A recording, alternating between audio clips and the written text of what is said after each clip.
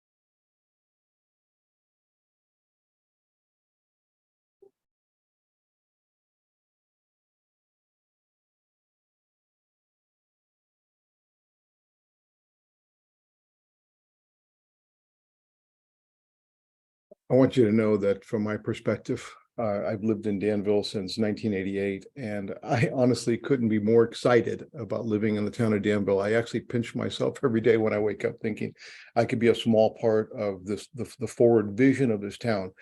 So we want to communicate with our public, and we want to communicate with all of our residents and naturally our downtown. So, I'm going to encourage people to look at our quarterly newsletters, Live Local quarterly newsletter. Great representation of all the aspects of Danville. And as you saw in the video, Danville is a pretty special place to live and raise your family. And this is an incredible environment. We're surrounded by Mount Diablo and Los Trompas, and all the wonderful amenities the town offers. The Live Local newsletter comes out quarterly, and last year I picked up a copy of this, and it actually had our town finances on it that we had a big part in creating. But the way the finances were set up on this Live Local newsletter, it was so easy to get through. And I thought to myself, wow, we should really encourage these newsletters, because there's so much information that we can actually give you, and you'll actually enjoy the information. We post monthly about topics. We introduce you to some of our employees, some of our police department. Since this newsletter went out, we try to capture all the information about the town of Danville so that we can bring you up to speed, up to that moment in real time on what's going on. Our capital improvement project, we're spending about $8 million a year on creating projects. Our pavement management projects. The reason our streets look so nice is we spend $3 million a year, resealing and asphalting our streets. We have an exciting downtown master plan, and I believe the next segment of Town Talks, we're going to spend a great deal of time explaining to you what we're doing downtown. But just as a quick highlight, we are spending almost $5 million. We're going to light up the downtown. We're going to do traffic calming intersection. We're going to raise the intersections and create some incredible landscaping. We're going to create areas where people can gather and where we can actually bring people downtown to hang out. And that's what we want here. We want a synergy downtown and an excitement downtown, that you want to come downtown, you want to eat, you want to hang out, and you want to bring your family. Our maintenance. I can't give enough kudos to our maintenance department, especially Dave Castile, who on New Year's Eve, probably one of the most horrible days to find people to do work, when our town was flooding and we have a tremendous amount of issues, Dave was able to find people, resources, equipment to help with the cleanup. And as you recall, we had, 3 to 5 days of just a complete mess. And Dave and his maintenance crew did an amazing job. Just to put some numbers in perspective, we usually do about 105 or so potholes a year in Danville. Just in the month of January and February, I think we're at 406 at this point and still counting. So we are doing our best to bring this town back into shape. The events and activities, it has a calendar of events. People say, hey, what's going on in town? This newsletter will give you all that information. And we just had a remarkable cover band for Paul McCartney at the Village Theater this last weekend, and it was jam-packed. The people ate downtown, they socialized downtown, then they went to this wonderful Paul McCartney venue. And I got so many compliments on, wow, what a great little theater. We should, I had one of my friends said, first time I've ever been there. And I said, would you go back? He said, oh my God, the place is amazing. Of course I will. So again, the newsletter is available now, and the link is danvilletowntalks.org/mayor.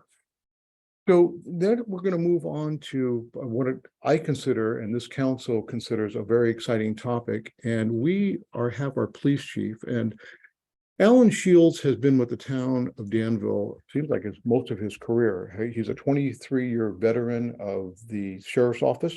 And as you know, we contract our police services with the sheriff's office.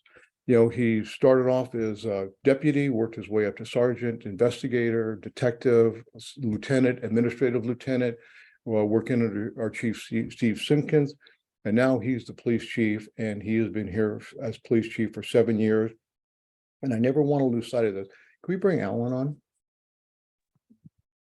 Alan's married to his wife, Christine. He has 3 kids, and they all live in Danville. So he's a Danville guy. He's our Danville police chief. So, nobody understands the issues in Danville better than our police chief.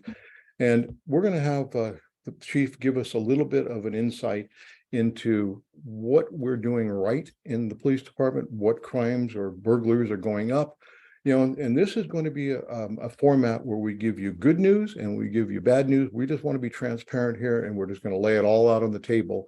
And Alan Shields has been a big part of the reason that, and I never want to lose sight of this. Sometimes you get numb to hearing this over and over again, but under 50,000 population, we are the #1 safest city in California. And there's 483 cities. And to have that designation, you get tired of hearing it sometimes. And I know I have friends that say, "God, stop saying that."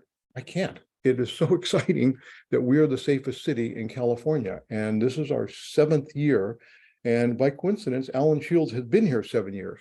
And I will also add that when because naturally the police department is our largest budget, there's a $10-11 million a year expense, but it's worth it because you have a guy like Alan in a leadership position, and we give him money, he puts it to good use, and he protects our residents and our citizens. Feel better at night.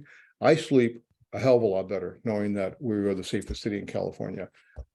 Alan, welcome and thank you. And today, if you wouldn't mind, we have till about 9:30. And I know we could talk about law enforcement because this council is extremely supportive of law enforcement, and we put money and resources toward you so you can do your job and be successful at what you do. So we have till about 9:30, and it's 9:11 right now, or 9:12. So we have a few minutes here to talk and tell us some of the highlights and good and bad. Well, Mayor, I appreciate it. I also appreciate the fact that you told me the time 3 times, because everybody knows when I start talking about the police department, I can be quite a bit long-winded. I do appreciate. I was actually told to say that just to help you understand that. I actually have a timer right here. Yeah. So today I'm here to show a sense of gratitude because I love where I work. I know that our team loves where they work, and we do because we have a great deal of support from the mayor, the town council, the town manager, and then all of the residents here in town. And when we're all pulling in the same direction, our job in law enforcement becomes really easy. And you mentioned a vibrant downtown. You mentioned having all of this success in other areas other than law enforcement. And when we have a maintenance department that is so strong that keeps the town looking as beautiful as it does, with the potholes clean, that means from a traffic safety standpoint, from a public safety standpoint, my job becomes a lot easier. And so the kudos and the accolades for Danville being so safe really rest with the residents, the mayor, the town council, our town manager, and frankly, every single resident here in town. But what I want to do is I want to point people towards our annual report. And this is a good report in that it is consistent over time. So if you want to go, there is going to be a link to the Chiefs page, which will show the last 4 to 5 years worth of annual reports. And so you can go and you can look over time about how well or poorly we have done over the years. And frankly, we're just at a time where we're doing extremely well. Generally speaking, if you look at the total reported crimes, you can see that crime has been going down year over year. And if you were to wipe out those 2 pandemic years, that's the second and third dot from the right. We are at the lowest crime that we've ever seen. And and I know it's great to say that, safest city and when we compare ourselves to other places, but if I'm taking my cues from our town manager, Joe Calabrigo, he says, we compare ourselves against ourselves, and we're continuously trying to improve and make ourselves better and provide a better service to the public so we can make their lives better. So really it's about how are we doing today versus what we were doing 5, 10, and 15 years ago. And I'm grateful that I get to follow in the footsteps of other great leaders here in the department. But crime is certainly down. But I want to highlight one thing, because this shows the relationship, I think, between the town council and the hard work that the men and women in our police department put in. And we get a great deal of support. And this is what people don't see. Danville was innovative in putting a camera program in place. And that camera program generates a lot of leads to crimes. And so if we look at our case closure rate, when we talk about, preventing crime, that's where we want to spend most of our time. But when a crime does happen, what are we doing to solve it? A lot of times you'll hear me talk about, keep your doors locked. In fact, I have my little sign here. I'm nothing without props. So this is the lock it or lose it sign. And we want people to make sure that they're doing their part to prevent from being a victim. But what happens if they are a victim? If we go to the next slide, we can see the case closure rate.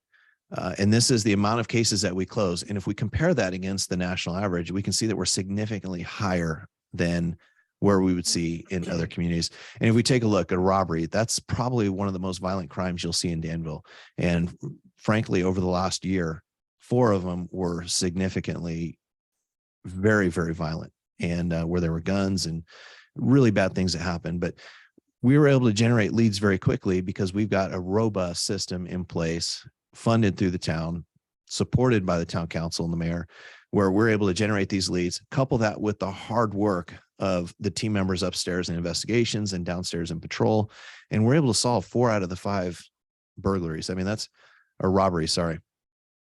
That's well above the 28% that you see across the nation. So they're just doing a fantastic job. And we can't do that unless the community, the council, and the police department are all pulling in the same direction. And if we think, and I know I pulled this stat out during our talk at the town council, but if you are in Danville, you are 17 times less likely to be a victim of violent crime when compared to the national average. That is a tremendous number. And that speaks to the safety of everyone here in the town.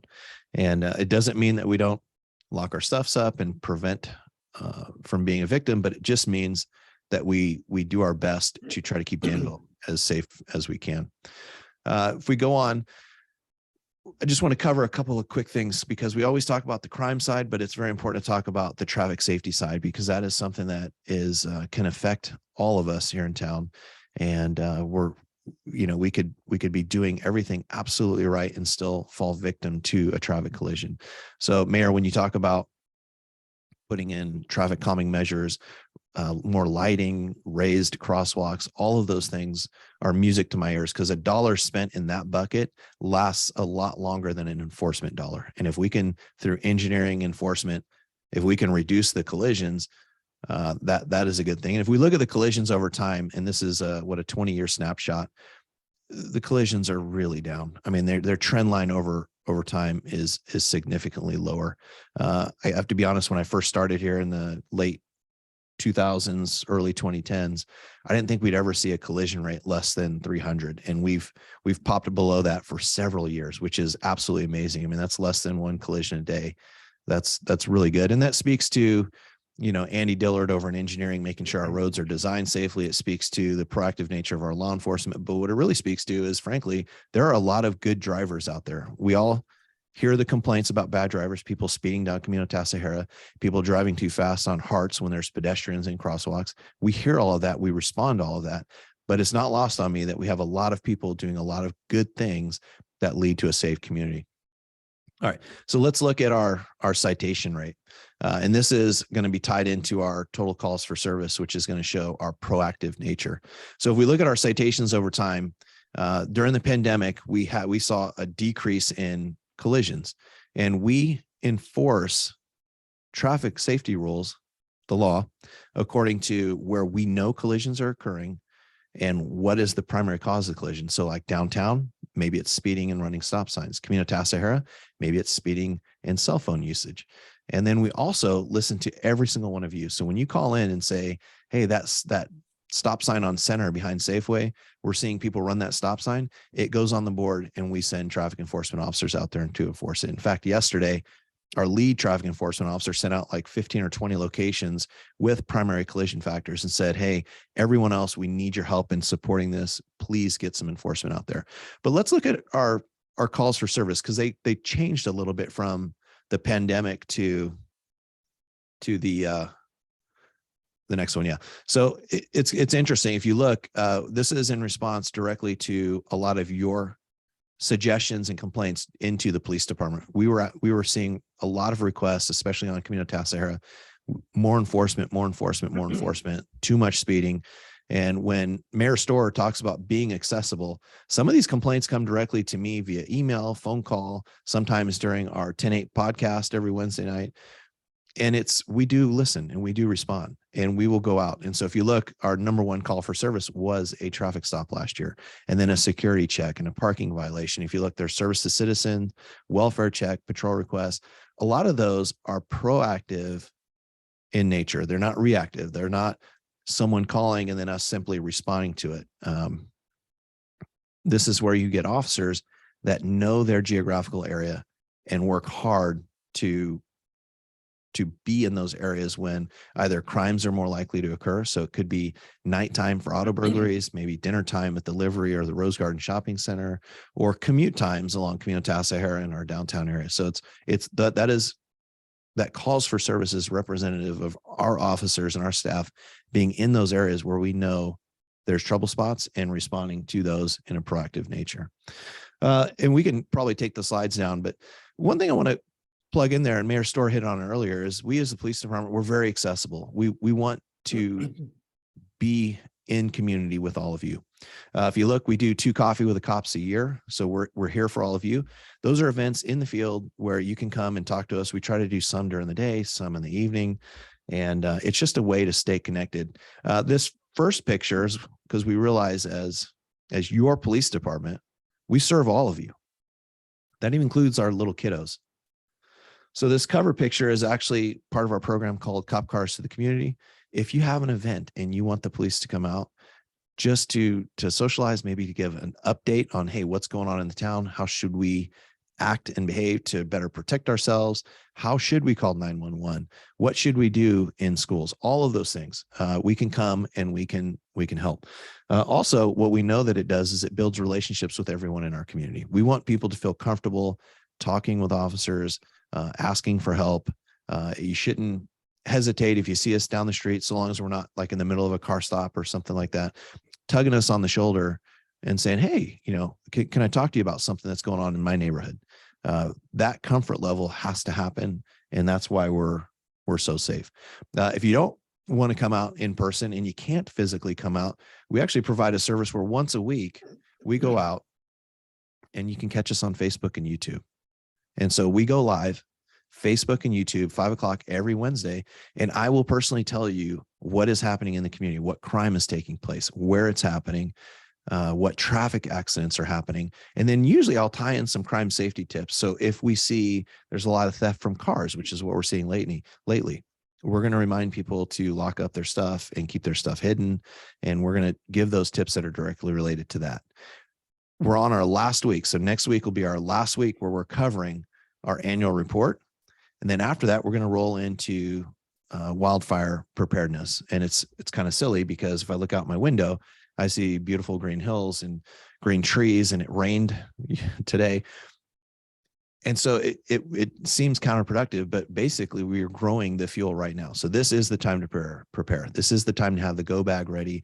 This is the time to make sure that our families are ready, and that you in your household are prepared for your unique situations. Do you have mobility issues? Do you have medication issues? Anything that you may need to be prepared for? Hey, Alan, so that is our annual report. Yep.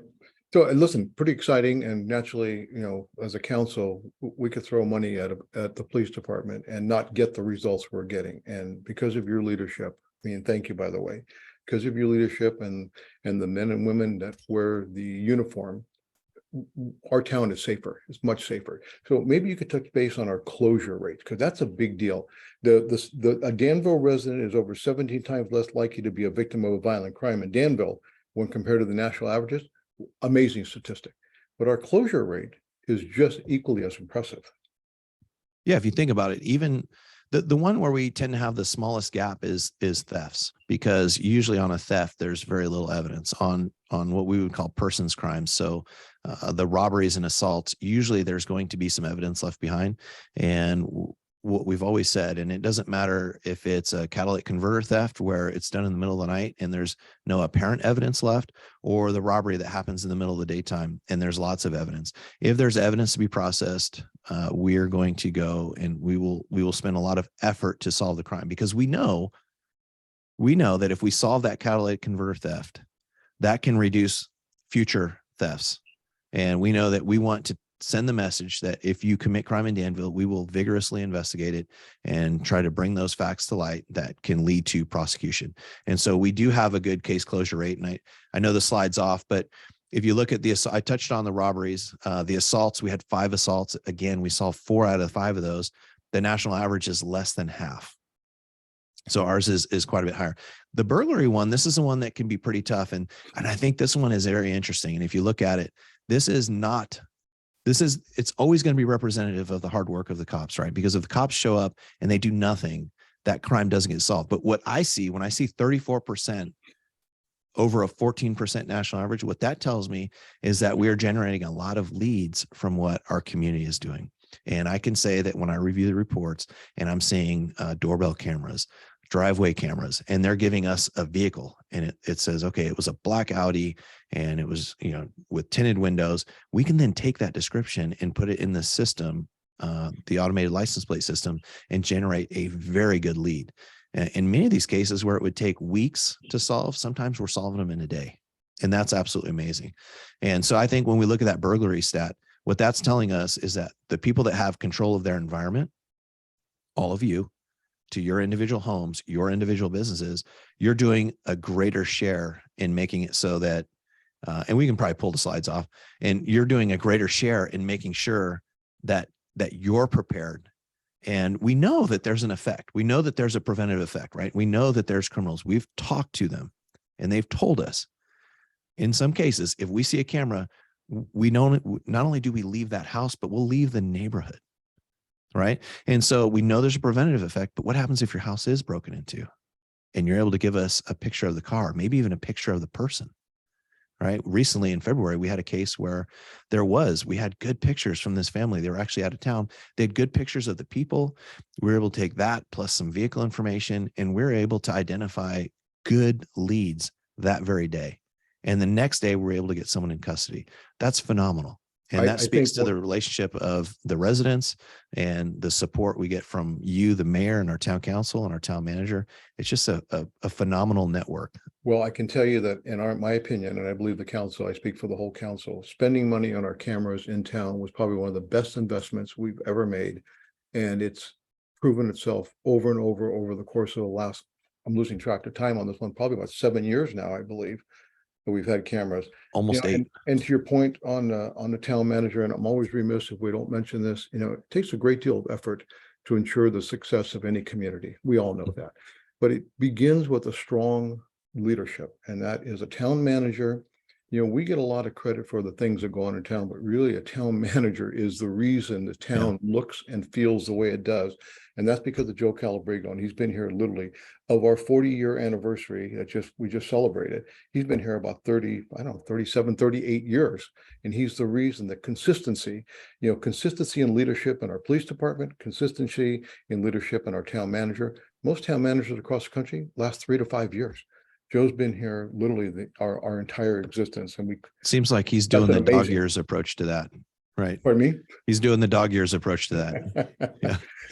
And we'll still have him for a while. So do we have any questions? Well, let me just touch on one thing real quick, because you mentioned the money spent. And I know there are some people, and I'm one of them, frankly, that I'm very concerned when the government's telling me they're spending money. I want to make sure that they're being fiscally responsible with it. And for everyone that's watching this, I think it's very important to know that license plate camera system costs me about 30 to 45% of what one police officer would cost per year, right? So it's actually a more cost-effective way of providing a service. And it is something that we look at. I'd love to say that there's an unlimited pot, but there's not. And so we need to be fiscally responsible. And I'm glad the team that we have here, we do police work at 0.67 per 1,000, which is about a third below the average across just this county. Most are about 1 or 1.1 per 1,000. And we're able to do that because of the support we receive from the community, because we're part of the sheriff's office. And at a moment's notice, like yesterday, we can call and we can get 8 or 10 more detectives that help us with a case. And so there's ways that we can work with this that really provide an excellent service at a very great rate. Chief, I want you to know that you're the reason, and your department is the reason. Pass on our kudos. We sleep better at night. And I always tell people, give our police chief a call. If they have a complaint, they have a compliment. And a fellow called me back the other day and said, he actually answered the phone. Huh. That's what we do in Danville. We answer the phone, we respond. You may not love to hear our answers, but we'll give you our answer. So, and I appreciate all that you do. And we hit the time, Chief. Thank you, buddy. I'm looking. It says 9:30. We're good. Thank you, Chief. Thank you. Be safe out there.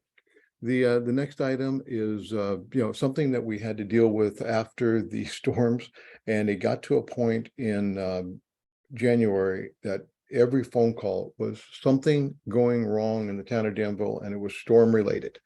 So we found out that at some point in the storm, Diablo Road, sort of close to St. Timothy's Avenue, I think it's Alameda, in that little area, we found that the road had basically sank almost 18 inches. And it was because we had a culvert. It was 12 feet wide, installed in about 1962 or so. And that culvert had reached its life expectancy, and we realized that it was going to collapse the road. So we brought the road down to one lane, tried to figure out how to shore this thing up, brought an amazing amount of riprap, which is just basically large boulders, to shore up the side of the hill, and basically try to keep this thing from caving in. And today we have Ty Williams, which is our second in command in the town of Danville, our assistant town manager, and Stephen Jones, which is our town engineer, here today to talk about this update. And we were able to complete this quickly because it was under an emergency ordinance that we had to sign during that storm that allowed this culvert to be, or storm drain, to be replaced in literally about 3 weeks. So we're going to go through and, Ty, we closed, and welcome. Thank you for taking the time to be here. Ty, we closed Diablo Road, and, there was a big hole in the ground because, we're replacing this large pipe. Can you tell us about what's going on out there and sort of bring the public up to speed, maybe when it's going to be completed and what they can expect in the meantime? Great. Thank you, Mayor. Absolutely. As you've just described, right now we've closed the road. We have a giant hole in the ground. In a nutshell, what we're doing is we're undertaking this fairly enormous emergency project to replace a 12-foot diameter wide drainage pipe under the road. And the reason why we're doing that is, the December 31st storms really kind of did a number on that pipe and all of the soil around it and have eroded it. And as you've noted earlier, as we watched and inspected that pipe every single day after those storms, we were just basically watching it start to collapse. And so, this project is basically taking what would typically be a multi-year effort, and we're trying to condense it into 3 weeks. Our ultimate goal, and Stephen will talk about this, our ultimate goal is to try and get it done by next Thursday. So multiple years into 3 weeks. So I don't know, people have been out there, but even in my mind, there's so much more of the roadway removed. So I know that's what it takes to do this project, but this is a monumental project in 3 weeks. So Stephen, Yes. Thank you for putting all this together. I know you tried with the riprap. Did you have any success putting the riprap in place to try to shore up the pipe? Maybe we could buy some time. After the storms of New Year's, we did send out construction crews to stabilize the roadway and creek bank with riprap, but that was only a temporary slope protection to prevent further erosion. It didn't resolve the collapsing culvert itself. And we did look into other options other than replacing the culvert, but given how quickly the culvert was collapsing, we concluded that a catastrophic failure was imminent and that replacement was the only viable option. Why this period of time? Because, when we looked at this from a council perspective, we said, oh my God, this is amazing. We can get this thing done. Literally, it seemed like from the time we had the conversation, we were within about 3.5 weeks where we were actually going to start this. And we had a timeline. What was the reason? So everyone knows, why did you do it now? What was the reason that we started it? Well, perhaps I can speak to that, Mr. Mayor. As we looked at the calendar, what we discovered was, coincidentally, we had a good portion of time where the schools in the area were going to be on spring break. So we wanted to really take advantage of that time so that 2 of at least those 3 weeks much of the traffic is kind of out of town. And our primary goal there really was to reduce the pain, right? The commuting pain for all those folks who typically travel east-west on Diablo Road. So that's why we picked that time. And of course, we also didn't want to wait too long, because for those of us who monitor that culvert every day, our heart rates were going up just a little bit. Yeah, no. For those of us who have seen it, we couldn't be more excited that it's getting done. Now, even so, we have people that are still, something like this where we're trying to get it done as quick as possible. This project would, in a normal world, would have taken 3 and 4 times longer, and we've condensed it into 3 weeks. Sometimes it's nice when we reach out to our public, and we did. We reached out to Diablo, and we reached out to the Diablo resident, the country club especially, and we've seemed to have gotten their input, and we tried our best to accommodate. So what was the reason we just couldn't leave one lane open? Because I get that question a lot. Do you want to take this, Stephen? Yeah, it's the order of magnitude. If we were to try to leave one lane open, it would have made the project 3 times as long, and would have cost 3 times as much. Steve, can you walk us through the project itself, and sort of, I want people who don't know anything about this project to better understand what we needed to do to get from the start to the finish. Sure, it really is a big undertaking. We are, as Ty had mentioned, we are trying to complete a complex project that would typically take several years into 3 weeks. The contractor is working 7 days a week, 12 hours a day, except for this Sunday, which happens to be Easter Sunday. From a global view, the first few days consisted of closing the road, staging the construction site, waiting for construction materials like the culvert to arrive. And while we were waiting for that to happen, we were coordinating with the utilities to de-energize the utility lines that are located out there. There's a picture of the utility lines that were in conflict. Once these lines were de-energized, the crew was able to get to work securing lines to that steel beam that crosses that trench there. Once they were able to secure those utility lines to the beam, we were able to extract the old culvert. While that was taking place, large pumps were brought in to dewater the construction site and divert the water from the creeks. A cofferdam was constructed upstream so water could be pumped out and create a dry working environment so that the work could be carried out safely. Once the old culvert was removed, we were able to install the base for the new culvert, which consists of aggregate base interlayered with a geotechnical fabric. There's a good picture of that one there. The pipe itself was assembled in 22-foot sections outside the trench and was then connected together inside the trench with the use of a large crane. Currently, the crews are out there backfilling the trench. This consists of layering aggregate base in 1 to 2 foot lifts and then compacted and tested. This is probably one of the most time-consuming elements of the work. The goal is to finish, as mentioned, the goal is to finish the work by the end of the day. This phase of the work by the end of the day Saturday. The crews, as mentioned, are not scheduled to work on Easter Sunday, but starting on Monday, we hope to begin work on the energy dissipator at the outfall, which basically deflects and neutralizes the force of the stormwater from the pipe. And without that, there would be future scouring and erosion downstream, and then we'll end up being in the same position that we're in now. After that, weather permitting, we hope that we can remove those pumps and begin work on repaving the roadway by mid next week. But that's a video right there that shows the compaction that took place yesterday and is continuing today. I mean, just look at the size of the scope of this work within 3 weeks. That sounds amazing from where I'm sitting.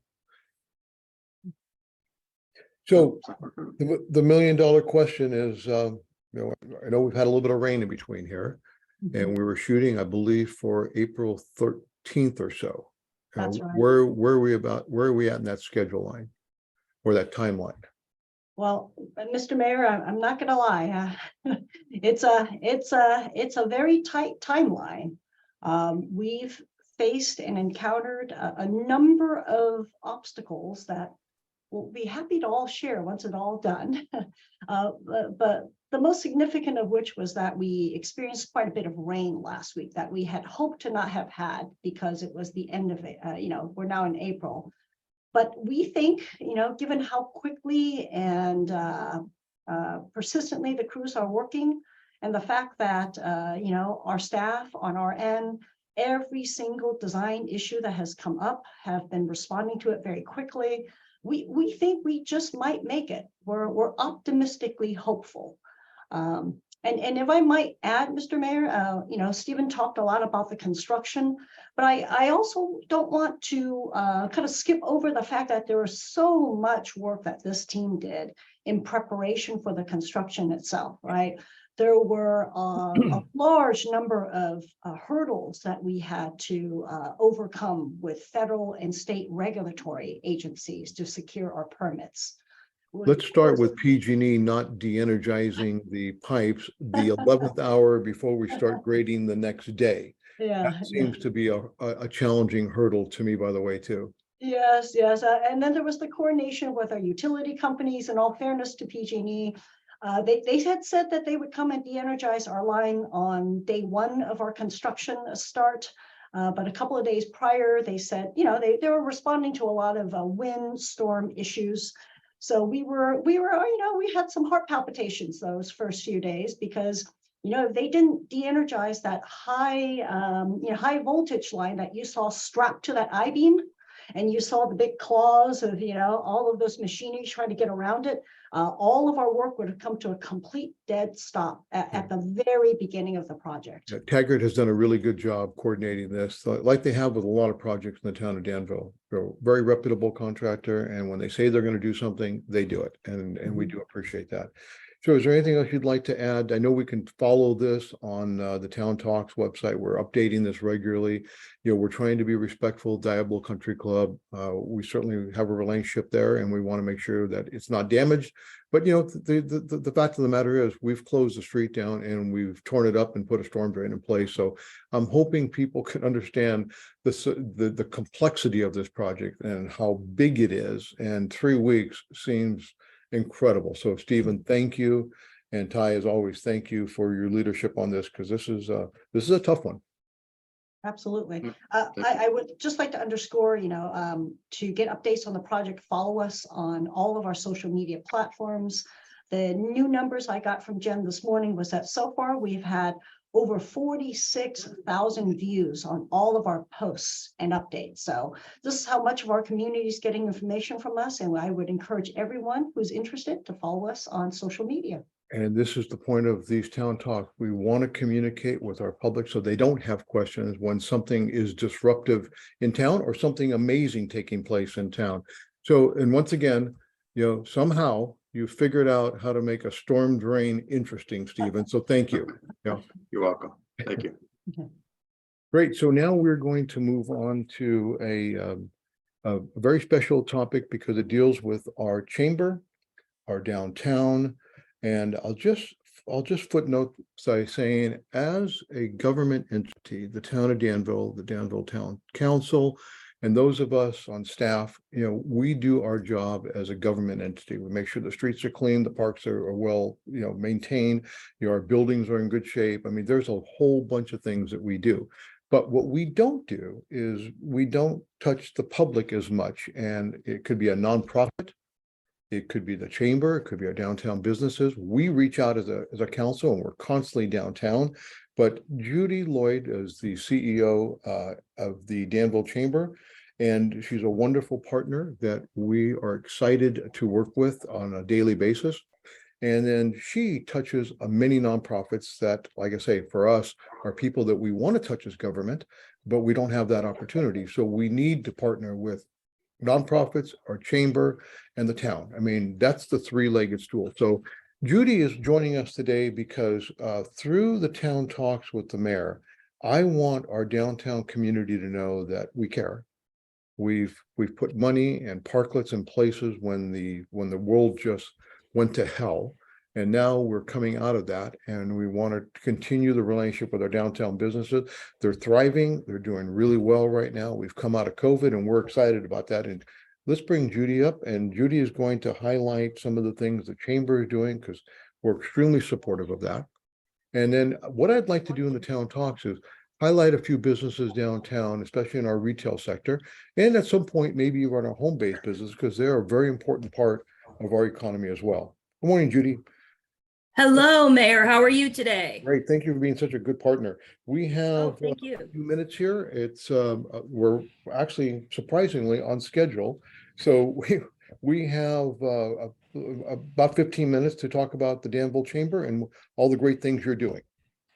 Wonderful. Well, I probably won't take 15 minutes, but I will take probably 5 or 7 minutes just to talk about a few things. And you referenced talking about a few retail businesses potentially. And the way that I want to do that this morning is by presenting to the public on this show our new community awards program that we're doing at the end of the month. And I wonder, am I able to share my screen, or is somebody else?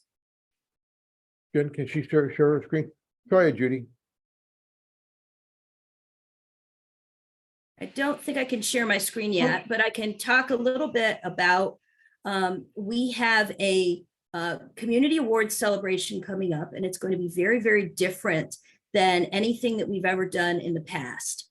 And let me see, I think I can actually share now. I just have to find the right. Well, while you're Right. doing that, let me just add that one of the things that I think is really important to note, that the chamber, not only the chamber, but the town of Danville, sort of took a different look at how we do business, going into COVID, through COVID, and coming out of COVID. The chamber realized early on that there were some events that just weren't working out, and for either financial reasons or the fact that our downtown, street closures, those people aren't available anymore.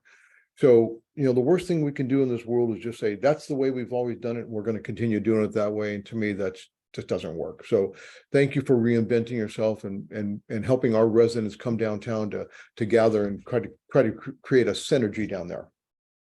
Absolutely. So I believe everyone can see my screen now, and I want to thank the mayor. Also, we had a wonderful State of the Town luncheon, sold out.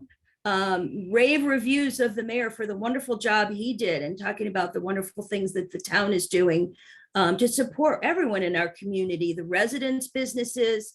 We've got a wonderful, beautiful parks program. Just really, really proud of what you're doing also at the recreation. Just wonderful one. We're very, very lucky to be in this community, and largely due to you, Mayor, and Joe Calabrigo, Ty Williams, Jill Bergman, and the staff there. So I just want to express my appreciation there to you. Well, I did have an opportunity to ask my wife how I did, and I did get some constructive criticism. So thank you, Judy. You did a great job. So this is our Danville Denim and Diamonds State of the Chamber and Community Awards, a new program where we're asking people, sport your country western gear and come out to our community awards. And we've actually opened up the community awards this year to the public to vote.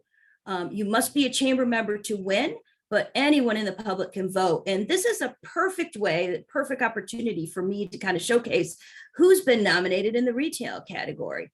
So if you were to click this button, you go to our Denim and Diamonds Community Awards dinner, and you would have the opportunity to scroll down and see these different categories. There are 11 different categories this year where people can be nominated. So let's take a look right now at the best retail boutique sales. In first place, America's Finest Hemp Company. Krista Michelini Interiors, KM Home, as she is known by many, is in second place. Wim House is in third place. Cottage Jewel is in fourth place. And Krista James Fine Jewelry, who we all know and love downtown, is in fifth place. Now, all of these are located in the downtown corridor. In fact, all of them are on Harts, other than Krista Michelini's KM Home, which is on Railroad, right around the corner. I am very, very proud of all of these businesses. We have actually worked very closely with all of them. And it's been an exciting process for us. I'm proud to say, and this has never happened. I actually had an ambassador meeting earlier this morning, and we verified we have 40 nominees in these categories. We've never had 40 nominees ever. So it's very, very exciting. I just wanted to share that today with you, Mayor. And I wonder, I could, if we have time permitting, I can tell you a little bit about each of these businesses, if that's helpful. 8 minutes, yes. 8 minutes. All right. America's Finest Hemp, as they call it, natural healing as nature intended. Far greater than the average CBD store. This is one of the most interesting downtown stores in Danville. And I will tell you, you can find a lot of cool gifts there in addition to CBD and hemp products. I bought my own Willie Nelson worship candle there, which was quite a treat, especially with Willie Nelson's 90th birthday coming up at the end of the month. Krista Michelini, we did some work with. She does a lot of pop-ups in her store. So she partners with other businesses. She might bring in a business from another part of town or a home-based business. We're very proud of her. Wim House, of course, owned by our board member, Kiva Dodd. Wonderful, very, very unique product line there. Worth taking a look at if you love home goods and fragrances and candles, anything you might like is there. And of course, one of our favorites, I believe they were an award winner last year by the East Bay Times, Cottage Jewel, which is just a treasure trove of interesting things. And Krista James Fine Jewelry, owned by one of our longtime chamber members, and she was once our chairman of the board. So we're very, very proud of all of those that have been nominated. Of course, there are gazillion businesses we could talk about in Danville, not just in the downtown core, but the livery has an amazing array of new businesses. I'm going to point out Barnyard Epicurean as one of them. And we're just seeing much more in the way of business starts in Danville. We're seeing a lot of health and wellness businesses. So come on down, shop at the livery, the Rose, up at Camino Tassajara Crossings, or take a trip downtown. There's a lot that we will have to offer and a lot to see. Judy, talk about some of the coming up sipping wines, whatever street closures you think you might be looking at, and some of the things that our residents can go downtown and enjoy. That is a great one for me to talk about. On Monday, we're actually launching our Sip and Stroll for May 11th. That is going to be one of our most popular events last year, and Mayor will remember this well. We had 450 people come out on a cold, rainy night, and our retailers told us that they believe that it was their best night ever. We had people in the stores, people enjoying some of our wonderful, tasty food that was brought into the storefronts, partnerships with wineries, many of them very boutique wineries that you don't usually get in Danville. So it's an exciting night. That will be May 11th, 5:30 to 8:30 between the Danville livery and downtown, and we will have a trolley to deliver people to and fro. It's going to be a fun night. Again, those tickets are going to go on sale on Monday. And then later on in the year, I do want to point out a partnership event we're going to be doing both with Town Rec Department and with Jill Bergman and her team in economic development. We are doing the very first Health and Wellness Day on the Green. And that's going to be on our town green. It's going to include healthy eating options at the community center. And it's going to showcase some of our fitness and spa, some of our new businesses. It's very exciting. We have many new businesses that are owned particularly by women. And we've got some just exciting things coming up that are going to take place there. We're also at that event going to focus on our new commitment to youth mental health from the chamber, which is a new thing that we developed last year. And we're going to be offering some new programming, particularly Narcan training for our youth coming up. But that event, the health and wellness event, will be October 14th. Just want to put that on people's calendar. And then, of course, the popular lighting of the old oak tree, which will be the day after Thanksgiving, November 24th. Another family favorite, thousands of people downtown visiting our businesses and our restaurants. So I think that tree is celebrating 386 years and she still looks beautiful. absolutely, absolutely. So How do people find out this information, Judy? What if they wanted to join the chamber, or how do they, if they wanted to get information on these events, how would they do that? So they would go to our website, which is danvilleareachamber.com. You would find everything that you need there, including how to contact me. And I'm happy to give my email, which is ceo@danvilleareachamber.com, as well as my telephone, which is 925-837-4400. We're very excited for another great year of partnership, and appreciate you inviting us to be a part of the show today. Well, we appreciate the Downtown Danville that you've helped create with the businesses, the excitement from the businesses. They seem to be participating. As I went to a ribbon cutting the other day, I made comment that in the past, our ribbon cutting literally lasted 15 minutes. And then as you came on, these ribbon cuttings have taken on a life of their own. They've turned into mixers. I think we had probably 85 people at that last ribbon cutting. The mixers are 85 to 100 people. And so we're getting the community interest. We're getting people to come to the chamber events, which is a big deal, I think. And, from my perspective, from a council, we want to be a part of each and every one of those because our relationship is extremely important. Well, you have been a wonderful partner, Mayor, and prior to you, we've really enjoyed working with the rest of the council members as they have rotated through as mayor. And if I could just put in a plug for what you said about the last ribbon cutting, that was for a home-based business. Her name is Sarah Fendrick. She has Makeup by Sarah Fendrick. It is a fabulous opportunity. I've referred her several times myself, and she handles some of the corporate execs and some of the folks in the political world on the peninsula. Just a fabulous, fabulous opportunity. And she does have a retail component. So we were very proud to support her. And she was pretty clear that she had some face cream that could help me, and I actually bought some. That's supporting downtown businesses, by the way. Absolutely. So tell us about the restaurant. There was a restaurant stroll. How did that go? We did have a restaurant stroll, and that will be a component largely for the May 11th Sip and Stroll. And our restaurant stroll was very interesting. We combined it last fall with a different type of event, which was called Flavors of Fall. And again, wonderful group of people that came out on a beautiful night, actually in October. And enjoyed visiting with downtown merchants and learning about boutique wines and having bites catered from some of our beautiful local businesses. So absolutely incredible. It was a wonderful event. So, I always like to add somewhere along the way, whether it's the state of the town, that, hey, the Danville Town Council are actually 5 people that get along. We actually seem to be rowing in the same direction. We support our chamber. We support our downtown. And frankly, I think when a council, gets along, we make really good decisions on behalf of the town of Danville, because there are many councils, and I've worked throughout the Bay Area. You don't even get to talk to the mayor, a council member. You could hardly get to a staff. We're accessible. We want to be downtown. We want to be partners. So we want to be good partners, by the way. I wanted, and once again, the shop local concept.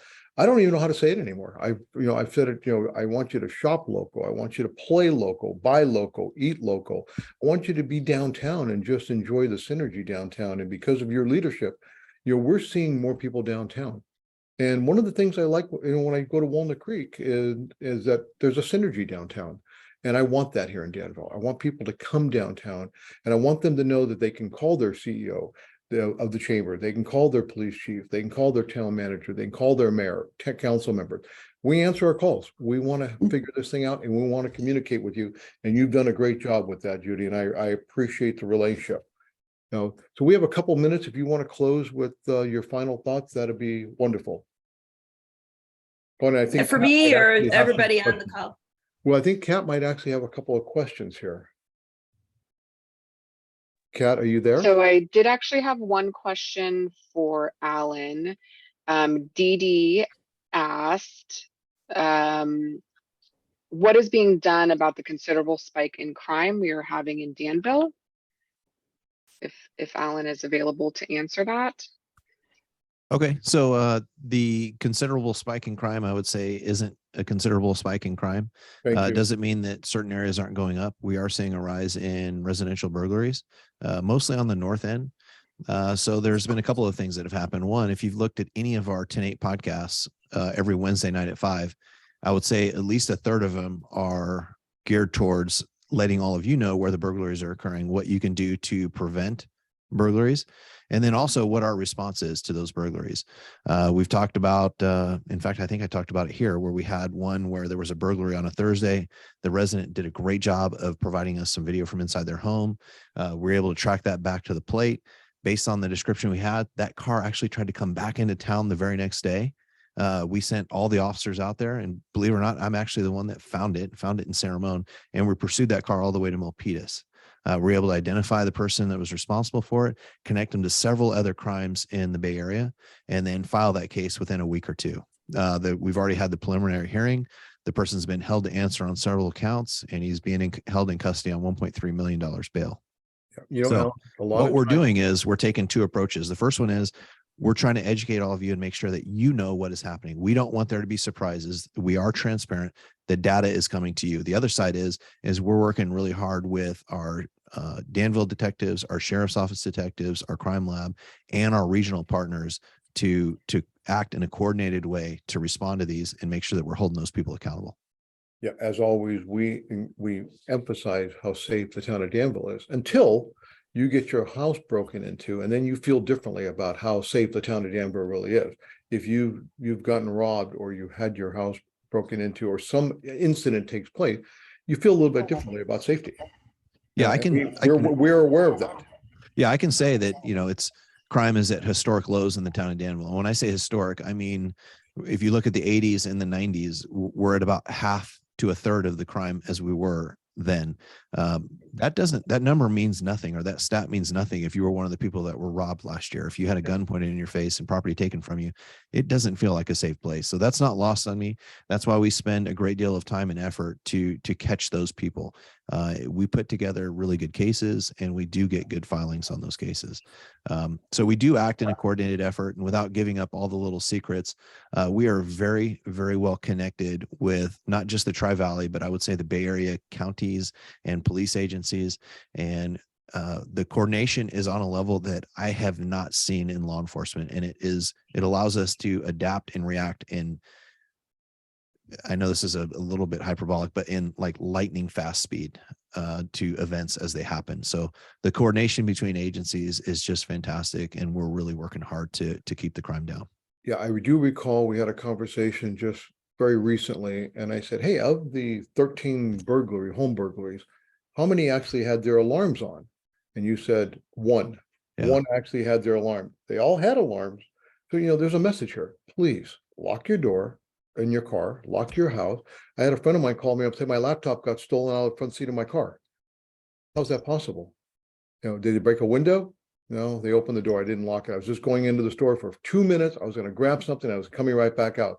Got his laptop stolen. Yeah. If you see me, you can't see my bike, but I ride my bike to and from work, which means I carry a backpack. My backpack has my town of Danville issued iPad in it, right?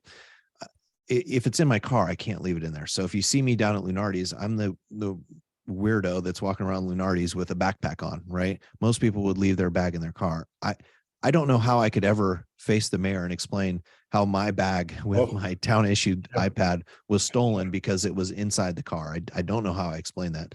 Well, so I do carry those items with me.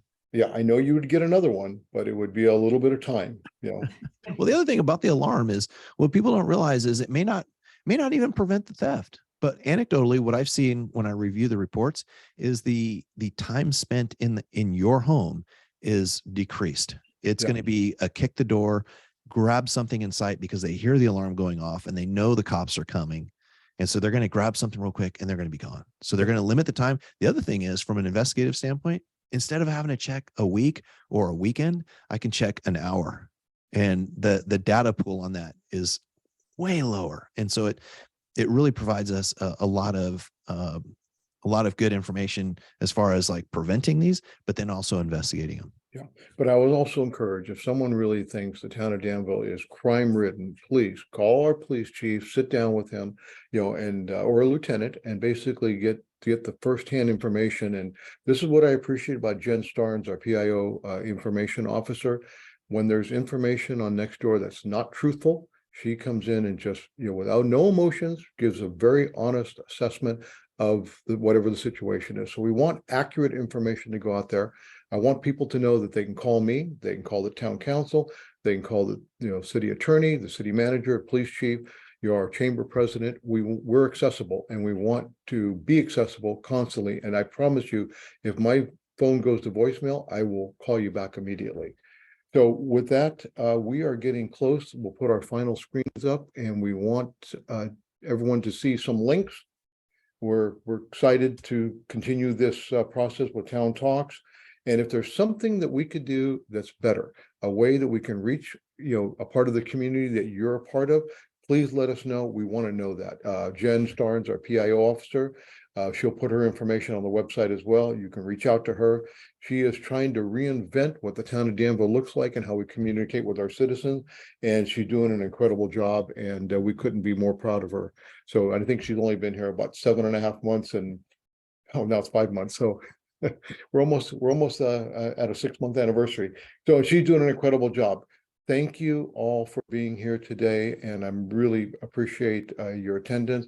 And once again, please call me if you have any questions. I know it's only an hour and we tried to cover a lot of information, but please call me or our council or anybody who can help answer a question in the town of Danville.